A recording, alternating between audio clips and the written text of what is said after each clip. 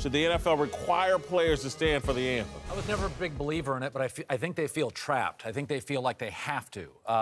We had the president and the vice president situation. I thought that felt like it was almost rigged. I think they think now they've got a president they're in the crosshairs of. They got players. Let me say this. Maybe it's because my dad was a businessman like yours. I've always understood what this platform is about. Subway sandwiches. It's not about sports. If Subway sandwiches and Ford and Geico Insurance said we don't want Colin Cowherd on the air, I would not be on the air. This is not about commentary or opinion. It's that as I am to the advertisers, a conduit to the audience, and I am whatever works for the audience. When did athletes forget sports is business? Once again, the NFL, the NBA just doubled down on this 2 weeks ago. NBA said no kneeling. Why? It's not good for business.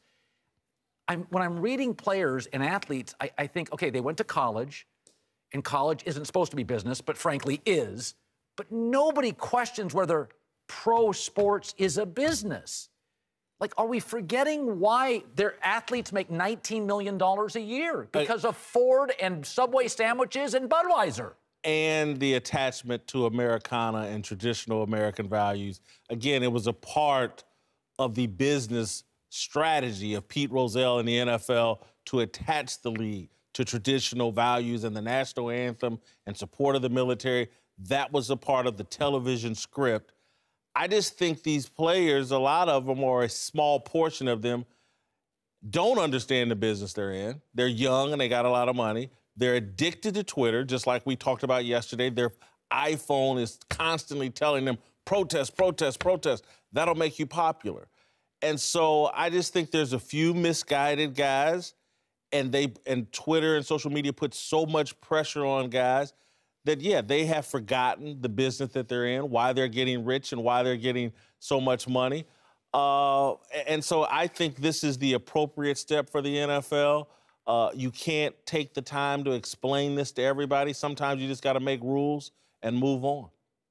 I don't think that the league should do it, but doing it might actually change the narrative.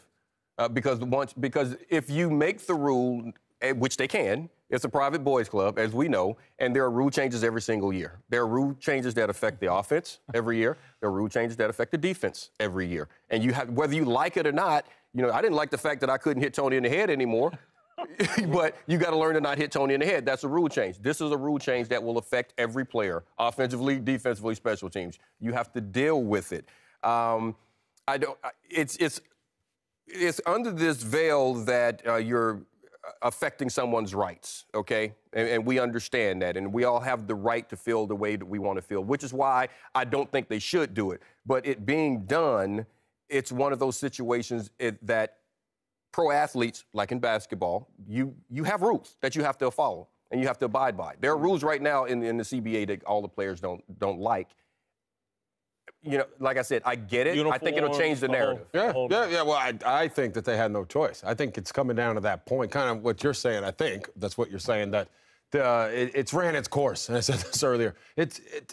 What it started out as with Colin Kaepernick to where it is now, the whole kneeling, it's been lost in translation. Who knows what it's about and who knows what it's going to be like going forward. So because of that, I think they're saying, let's just get rid of it. It's becoming a distraction. It's going against the president of the United States now. Fans are booing. Fans are booing. It's ran its course. Don't you think by implementing that rule that you can actually, the guys that want to do the good that they're talking about doing, the guys that want to make the changes that they want to make, you still make your money, you still have your millions, you can still talk to the same people that you're talking about talking to and get into the same communities and do the things you want to do. Yes. But you don't have to talk about the anthem anymore. You can actually talk about that's what we should have done from the get-go. Like you said from the beginning. No, but I know, Jason, because I do believe that this did say something. Yes. This had a purpose. It brought awareness to an Colin issue. Kaepernick. It brought some awareness. Look what we're doing right now. We're not talking about Colin Kaepernick right now. Yeah, no, we're talking about a rule change to make But you're talking about a part of that rule change. They're also talking about connecting with the players more to possibly help in the communities and do the work these guys want to do. By the way, this may be off, and cut me off if I'm wrong, but the NBA has said no kneeling, and there doesn't seem to be any movement because the NBA is seen as player-friendly.